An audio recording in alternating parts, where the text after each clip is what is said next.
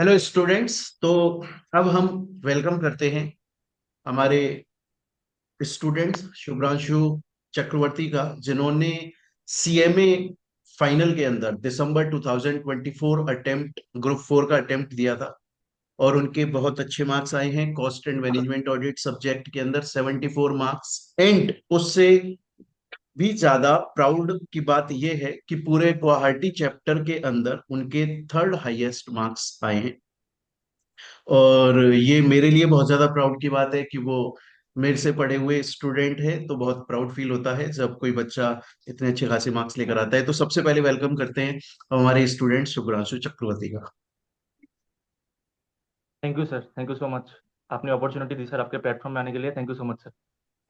शुभ्रांशु, सबसे पहले तो मैं ना आप लोगों से आपसे ये पूछना चाहूंगा। बेसिकली इस इंटरव्यू का मेरा इंटेंशन ये है कि जो अपकमिंग स्टूडेंट्स हैं, जो कि अब सीएमए फाइनल में ग्रुप 4 का या ग्रुप 3 का जिसका भी अब अटेम्प्ट देने वाले हैं, पहला तो उनको थोड़ा बहुत गाइडेंस मिल जाए। एंड सेकेंडली मेनली जो cost and management audit subject है, आखिर वो किस तरह से प्रिपेयर कर सकते हैं या क्या स्ट्रेटेजी रहेगी, उसकी थोड़ी सी गाइडेंस मिल जाए। बट उससे भी सबसे पहले मैं आपसे एक क्वेश्चन ये पूछना चाहूंगा कि जब आपका रिजल्ट आया और आपने देखा कि अच्छे खासे मार्क्स आए हैं आपके, एंड आप का जो गुवाहाटी चैप्टर है उससे थर्ड हाईएस्ट मार्क्स आए हैं, तो आपका क्या रिएक्शन था और मोस्ट इंपॉर्टेंट आपके मॉम डैड का क्या रिएक्शन था? तो सर एक्चुअली मैं रिजल्ट के पिछले वाले रात तो सोया नहीं था। और रिजल्ट अप्रोक्स आज 6 AM मॉर्निंग को आया था। और मैंने 6:05 में एक सर की टेलीग्राम में देखी कि रिजल्ट आ गया है। तो मैंने वही EICMI में लॉग इन करके फिर अपना रिजल्ट देखा। तो रिजल्ट देखे बहुत अच्छा लगा सर, क्योंकि कॉस्ट ऑडिट में इस पर एक्सपेक्ट कर रहा था कि मेरी 68 आएगी। लेकिन मार्क्स ओके। उन्होंने 74 दिए। और अच्छा लगा सर देख के। और जो एक्सपेक्टेड था वही था। तो बहुत अच्छा लगा सर। फिर मैंने मम्मी को बोला, मम्मी से 6:30 बजे भी मम्मी भी उठ गई। पूजा वूजा करना था मम्मी को, लेकिन उसके पहले रिजल्ट वगैरह आ गया सर। तो बहुत अच्छा लगा सर। उसके बाद मैंने आपको भी उस दिन, मैसेज किया।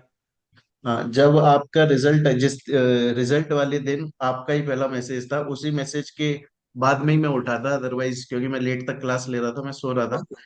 बट जब फर्स्ट आपका मैसेज आया, मैसेज देखा और उसमें आपका इतना अच्छा मार्क्स आया, मैंने कहा चलो आज दिन की बहुत अच्छी शुरुआत हुई हाँ है। सर। चलिए, अच्छा। मैं एक बात भी बताना चाहूंगा हाँ। सर, कि लास्ट मैंने हम्म। जो सेकंड अटेम्प्ट में मेरी कॉस्ट में 51 मार्क्स थी। तो लास्ट ओके। अटेम्प्ट में जून में मुझको 51 मार्क्स मिला था सर, लेकिन इस बार 74 मिला है। तो अप्रोक्स 23 मार्क्स इंक्रीज हुए सर, वो आपके लिए हुए सर। जो आपने गाइडेंस दी, जो मैं आगे बताऊंगा भी, मैंने प्रिपेयर जी। करके रखी है सर। आपने जैसे बताया कि एक वीडियो भी आपने अपलोड की थी कि 75 प्लस कैसे आए कॉस्ट एंड मैनेजमेंट ऑडिट में, तो वही स्ट्रेटेजी मैंने फॉलो करी सर। चलिए, अच्छा शुभ्रांशु, पहला मेरा क्वेश्चन ना आपसे ये होगा कि सबसे पहले तो जी स्टूडेंट्स सर। को ना एक माइंड में ये रहता है कि यार शुभ्रांशु के, चलो आपके आगे 74 और भी कुछ बहुत सारे बच्चे हैं जिनके अब 60 आए हैं। बट फिर भी जो स्टूडेंट्स एग्जाम देने वाले हैं जी उनको ये माइंड में रहता है कि यार cost and management audit subject कैसा है, स्कोरिंग सब्जेक्ट है या फिर वो इतना स्कोरिंग सब्जेक्ट नहीं है, और मार्क्स अगर उसमें अच्छे आ जाते हैं तो वो कोई अलग बात हो जाती है। तो आपके हिसाब से कैसा सब्जेक्ट है? Sir, it is definitely scoring, लेकिन आप अगर बहुत अच्छे से दोगे तब एग्जामेशन आएगा। नहीं तो वही 50 से 60 के बीच में आएगा, जो सर एक बार मेरा आया था। तो मेहनत तो आपको करनी पड़ेगी सर, अगर वो एक्स्ट्रा मार्क्स लाने हैं। क्योंकि ये जो पेपर है और जो इलेक्टिव पेपर है सर हम लोग का, मेरा तो एंटरप्रेन्योरशिप था सर। तो ये सब ओके। ना आपको मार्क्स हेल्प करते हैं कि आगे बढ़ जाए। अगर CFR GST में थोड़े कम भी आ गए, तो पढ़ाई तो करनी पड़ेगी सर एक्स्ट्रा मार्क्स के लिए। करेक्ट है। हाँ, वैसे भी आपके ग्रुप 4 के अंदर दो subject, cost and management audit और जो आपका इलेक्टिव पेपर है, उसमें बेसिकली एंटरप्रेन्योरशिप है सर। एसपीएमडीबी या एंटरप्रेन्योरशिप, ये ऐसे सब्जेक्ट्स हैं जो कंटेंट वाइज भी थोड़ा छोटा होते हैं, तो स्कोरिंग रहता है इनके अंदर। करेक्ट। अच्छा, दूसरा क्वेश्चन ये है कि स्टूडेंट्स का ना एक ये भी क्वेरी रहती है कि सर हमें सब्जेक्ट का पूरा सिलेबस करना चाहिए। सपोज कि अगर सब्जेक्ट के अंदर 18 चैप्टर्स, 18-20 चैप्टर दिए हुए हैं, क्या सभी चैप्टर्स हमें पढ़ने चाहिए या फिर हमें कुछ चैप्टर्स पढ़ने जो मोस्ट इंपॉर्टेंट है? क्या तरीका सही रहता है? Sir according to me, at first reading सभी पढ़ने चाहिए। लेकिन सभी पढ़ने के बाद भी सर ABCD एनालिसिस बहुत जरूरी है सर, अकॉर्डिंग टू मी। क्योंकि आप सर अगर 4 सब्जेक्ट भी दे रहे हो, तो सर बहुत मुश्किल है सर कि आप 100% रिटेन कर पाओगे। आप एग्जाम के पहले भूल ही जाओगे, जो नर्वसनेस भी होता है। तो पहले आप सभी पढ़ो, लेकिन पढ़ के भी फिर आप टीचर्स के वीडियो देखो कि मोस्ट इंपोर्टेंट चैप्टर्स जो प्रीवियस ईयर क्वेश्चन पेपर्स में कैसे आ रहे हैं, किसमें ज्यादा वेटेज है। तो पढ़ाई पहले आप सब सभी करो, लेकिन उसके बाद एबीसी एनालिसिस भी बहुत जरूरी है सर। करेक्ट। अच्छा शुभ्रांशु, इसमें एक और चीज रहती है।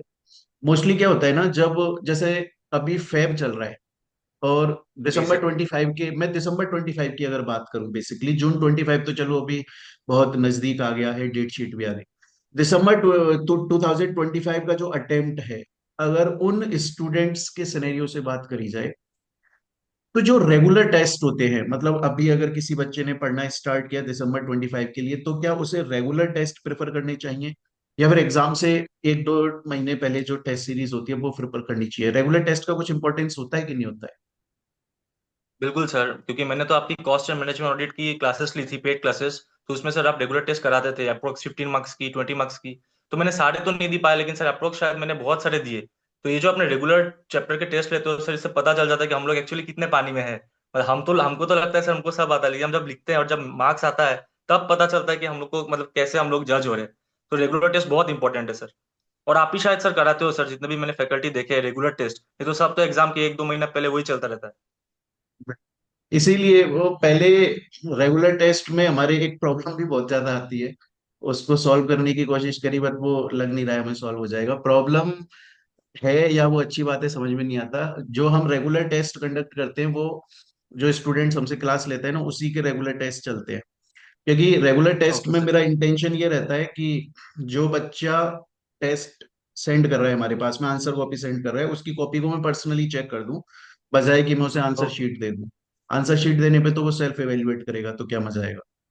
अब खुद से कॉपी अगर चेक करेगा कोई टीचर, और ऑनलाइन में क्योंकि बहुत सारे स्टूडेंट्स जुड़े हुए होते हैं, तो जिन स्टूडेंट्स ने क्लास नहीं ली, अगर उनकी कॉपी भी चेक करने लग जाएंगे तो फिर बहुत ज्यादा गड़बड़ी हो जाएगी। तो ये है, जी सर चलिए। बिल्कुल। अच्छा, इसमें एक और चीज पूछना चाहूंगा शुभ्रांशु, जैसे कि मेरी पहले भी आपसे बात हुई, आपने बताया कि आपका शायद ये सेकंड या थर्ड अटेम्प्ट था ग्रुप 4 का, राइट? जी सर। है ना? तो थर्ड अटेम्प्ट था सर। अब थर्ड अटेम्प्ट था, पर बहुत सारे ना ऐसे बच्चे आते हैं जिनका मान जी लीजिए सर। बाई चांस नहीं हो पाया। फर्स्ट था, सेकंड अटेम्प्ट दिया उन्होंने, बाई चांस उनका नहीं हो पाया, तो वो काफी ज्यादा ना डिमोटिवेट या निराश हो जाते हैं। और ऑब्वियसली हर कोई इंसान, स्टूडेंट ही नहीं, लाइफ में भी इंसान हो ही जाता है। बट आपका भी थर्ड अटेम्प्ट था, फिर इसका मतलब दो बार तो आपका उतना अच्छा मार्क्स नहीं आया, या ग्रुप क्लियर नहीं हुआ, जो भी वजह रही। थर्ड टाइम जब आपने अपना एग्जाम अपीयर करा, तो मेरे दो क्वेश्चन रहेंगे। पहला, आपने खुद को मोटिवेट कैसे किया? एंड सेकेंडली, जी सर। क्योंकि सेम चीज आप पहले पढ़ चुके हो दो बार अटेम्प्ट में, तो थर्ड अटेम्प्ट में वो सेम चीज पढ़ने के लिए क्या स्ट्रेटेजी, पहले से कुछ अलग स्ट्रेटेजी बनाई, और मोटिवेशन फैक्टर क्या था आपका? सर बीच में आपकी वीडियो रुक गई थी, मेरी आवाज आ रही है सर आपको? हाँ, आ रही है बिल्कुल। Okay okay. दोबारा बोलूं मैं क्वेश्चन? तो दोबारा सर बोलूं? एक्चुअली क्या होगा। नहीं नहीं, मैंने सुना है सर, मैं सुन समझ गया हूँ सर। ओके। एक्चुअली सर क्या है कि आपको ये भी देखना है कि अगर आप मतलब क्लियर नहीं कर पा रहे हो तो आप कितने मार्क्स से हो। अगर एग्रीगेट क्लियर नहीं हो रहा, 40 के नीचे आ रहा है, या तो क्या हो रहा है, तो बहुत सारी बातें हैं सर। तो मेरा क्या होता था सर, हमेशा मैं 40+ तो आता ही था, एग्रीगेट में अटक जाता था। और जैसे मैंने लास्ट अटेम्प्ट मैंने 51 लाया, तो मेरे सर 186 मार्क्स थे लास्ट अटेम्प्ट में। लेकिन वही मेरा जीएसटी बुरा हो गया, 40 के नीचे था तो मेरा नहीं हो पाया। तो ये तो था कि सर बन जाऊंगा, लेकिन वही कोई एक सब्जेक्ट हमेशा खराब हो जाता था। तो इस बार वही था कि मोटिवेट होकर सारे सब्जेक्ट अच्छे से देने हैं। तो इस बार तो सर बहुत अच्छा हुआ, 56.75% है मेरे ग्रुप 4 में। और जो मैंने इंटर में भी सर दिया था बहुत ग्रुप पहले, तो मैंने रैंक का ही सोचा था, एक ग्रुप निकल गया लेकिन नहीं निकला। फिर फाइनली भी जो 2023 की जून में एग्जाम दी थी, जो 2022 सिलेबस का आई थिंक फर्स्ट अटेम्प्ट था सर, तो उसमें तो हिस्ट्री हो गया था सर, ओनली 2.85 पास परसेंटेज थे। तो वो तो क्या ही बोलूं, खुद की भी तैयारी नहीं हुई थी, क्योंकि मैंने इंडियन ऑयल कॉर्पोरेशन लिमिटेड से सर ट्रेनिंग की है। तो उसके 2.5 महीने बाद ही मेरे वो अटेम्प्ट था। तो मैंने सर इंडियन ऑयल में जब देखा इतने सारे चार्टर्ड अकाउंटेंट, कॉस्ट अकाउंटेंट काम कर रहे हैं, और बहुत सारे रैंक होल्डर भी है, और बहुत सारे सर अटेम्प्ट लगा के भी आए हैं, तो देख के पता चल जाता है सर उनकी लाइफ अभी कैसी है। तो ये सर सब मैं तो मानता हूँ sir, fail is first attempt in learning. आप अच्छे से तैयारी करो, आपका आराम से निकलेगा सर। ऐसा नहीं है कि मतलब कि बहुत ही ज्यादा टफ है या बहुत ही ज्यादा इजी है, रेगुलर पढ़ाई चाहिए सर। चलिए। अच्छा शुभ्रांशु, तो अब आपका ग्रुप 4 क्लियर हो चुका है, अब आप ग्रुप 3 की तैयारी कर रहे हो। जी सर। ठीक है। तो अब हम लास्ट में आपसे ये क्वेश्चन पूछना चाहेंगे, एक लास्ट क्वेश्चन हमारा आपसे ये रहेगा कि अब जो अपकमिंग स्टूडेंट्स हैं जो कि अब जून 25 में या दिसंबर 25 के अंदर अपना एग्जाम देने वाले हैं, उनके लिए अगर आप कुछ, क्योंकि स्टूडेंट एक टीचर जब समझाता है ना, मेरे को 15 साल से ज्यादा हुए पढ़ाते हुए, मेरे को ये पता है जब टीचर समझाता है तो कहीं ना कहीं वो टीचर थोड़ा बहुत तो अपना एक्सपीरियंस बीच में लेकर आ जाता है। लेकिन जब कोई एक स्टूडेंट जो ऑब्वियसली। अभी अभी पास हुआ है, अगर वो दूसरे स्टूडेंट्स को कुछ सजेशन या एडवाइस देता है तो वो शायद ज्यादा रेलिवेंट होती होगी। तो आप अपकमिंग स्टूडेंट्स को क्या एडवाइस या सजेशन देना चाहोगे? नहीं सर, अभी जैसे सुनने में आ रहा है कि क्वेश्चन पेपर भी थोड़ा टफ होने वाला है, तो मेरे हिसाब से टफ तो सर पहले भी था, शायद थोड़ा और हो जाए। लेकिन आप सर जो अनकंट्रोलेबल थिंग्स, आप तो उस पर तो आपका फोकस नहीं हो सकता ना। जो आप कंट्रोल कर सकते हो वही कर सकते हो। आप ज्यादा से ज्यादा कितना पढ़ लोगे? सीए के प्रीवियस क्वेश्चन पेपर कर लोगे, सीएमए का कर लोगे, एमक्यूपी कर लोगे, एमटीपी कर लोगे। इससे ज्यादा तो सर रिटेन भी नहीं कर पाओगे। तो जो आप कर रहे हो सर, जो आपके टीचर दे रहे हैं मैराथन वीडियो से, आप ये सब अच्छे से देखो एग्जाम का पहले। और जिन्होंने पेड क्लास ले ली उनके तो सर आप हो ही सर, कोई टेंशन ही नहीं है। जैसे जैसे आपकी क्लासेस है, आप वैसे वैसे करते जाओ, रेगुलर टेस्ट तो आपका हो जाएगा। अननेसेसरी टेंशन लेके फायदा नहीं है सर मेरे हिसाब से। हाँ, नहीं नहीं, करेक्ट है, सही बात। चलिए शुभ्रांशु, आपका बहुत बहुत धन्यवाद। और मैं यही उम्मीद करता हूं कि इस इंटरव्यू से बहुत सारे ऐसे स्टूडेंट जिनका बाई चांस क्लियर नहीं हो पाया, या अपकमिंग स्टूडेंट्स जो अब फाइनल के अंदर अपना एग्जाम देंगे, उन्हें काफी ज्यादा हेल्प मिलेगी और मोटिवेशन मिलेगा, कुछ ना कुछ उन्हें गाइडेंस इससे जरूर मिलेगी। And Shubhranshu, thank you very much अपना टाइम देने के लिए। ओ, थैंक यू, अच्छे। Thank you sir. Thank you sir, bye sir. Bye bye.